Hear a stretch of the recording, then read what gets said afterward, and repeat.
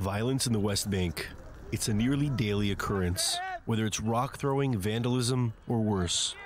Both Jewish settlers and Palestinians are guilty of these offenses.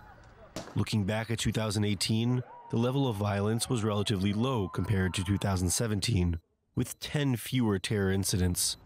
But recently, the West Bank has seen an escalation, with fatal Palestinian shooting attacks against Israelis and violence by Jewish settlers. Tensions are high, which begs the question, what's in store for 2019? We are entering the period that is more or less the end of the Abbas period, and the succession struggle between the different possible candidates to replace him started. And that is a period that is characterized by instability. Experts on the region, like Brom, understand that instability can be a time for certain actors to take advantage, at times through violence. Hamas and also other political and armed factions among the Palestinians will try to exploit this instability, to have more influence on what is happening in the West Bank.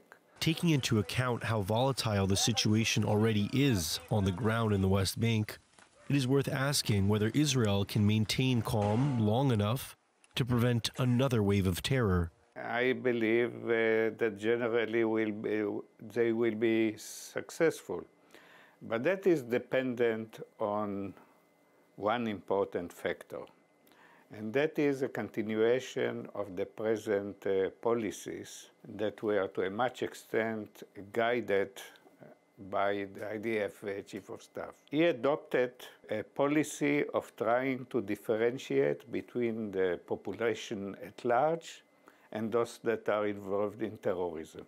But Israel is now in the midst of a transition, both politically and militarily. A main factor in the stability of the West Bank will be the face of the new Israeli government, set to be determined on April 9th. But before that, the IDF will see a new chief of staff at the helm, Aviv Kochavi, whose tenure will begin in the coming month. Daniel Tsemach, I-24 News.